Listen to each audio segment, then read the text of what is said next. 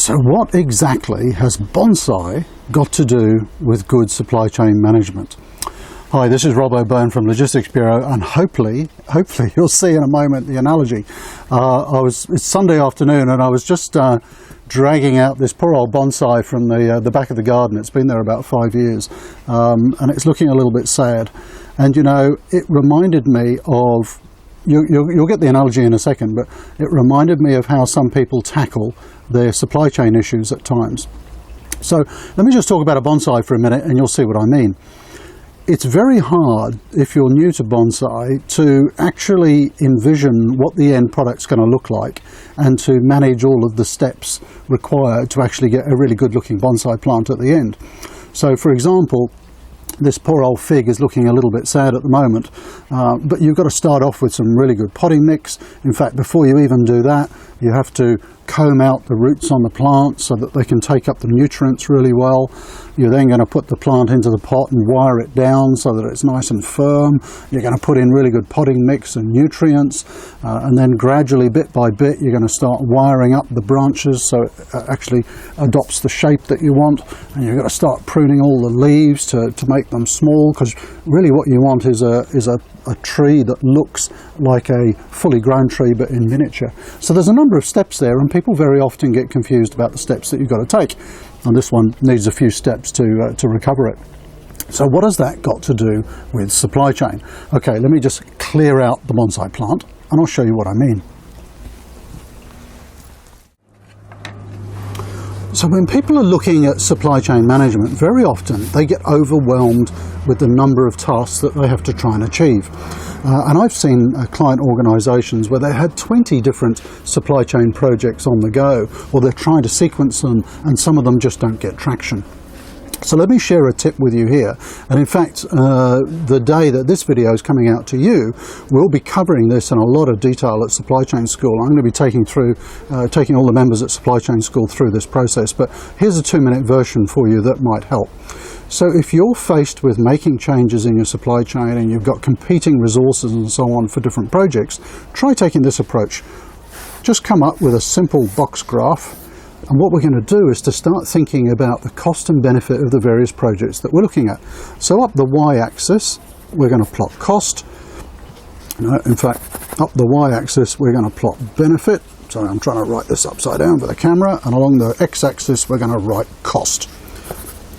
0 to 10 for the benefit and 10 to 0 for cost. Then consider each project that you've got in front of you and the sort of benefit that that could bring to the organisation. Or indeed you might be thinking of one large project and all the various steps involved in it, and you're wondering how to sequence them. So let's take project number 1, and very simply we're thinking, what's the benefit to the organisation between 0 and 10? And maybe it's a really high benefit, it's going to be up here at about number 10. What's the cost to the organisation in terms of trying to deliver that benefit? And don't think of costs just in terms of money, but think of the cash cost, the resource cost, the time, the potential risks involved. So what's the overall cost of actually delivering that project? And if we've got one that's maybe an 8 or 9 in terms of benefit, but actually it's not going to take a lot of effort to deliver it, we're going to end up with project number 1 over here in the top right.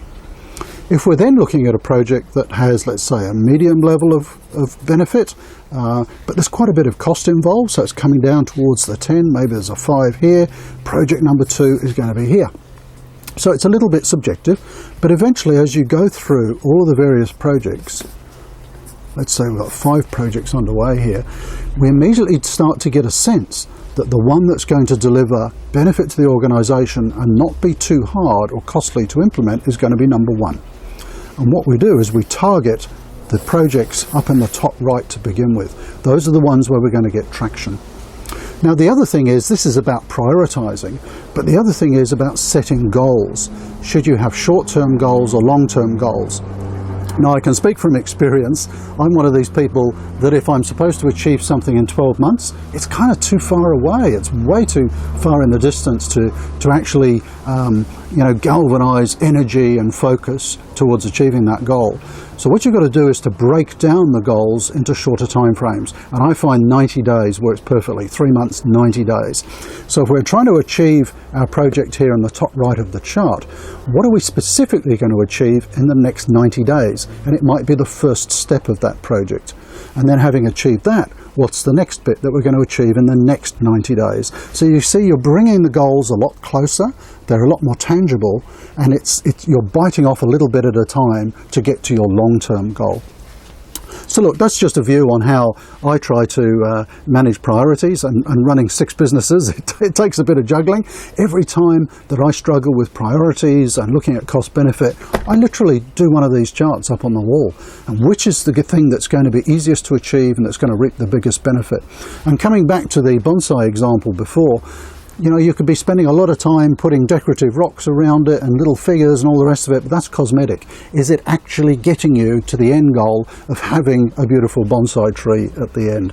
So the connection between bonsai and supply chain, look, it might be a bit weak, but I was out here doing my bonsai and I thought I'd just share those tips on actually achieving goals in your supply chain. If you want to learn more about that, actually I'll put a couple of links below. This is some of the stuff that we get into a lot of detail at Supply Chain School with our members, as I mentioned, so you might want to check that out. And also next week in Melbourne and Sydney, so if you took a few days to get this, you've missed it, but I think it's on the 16th and 17th of November.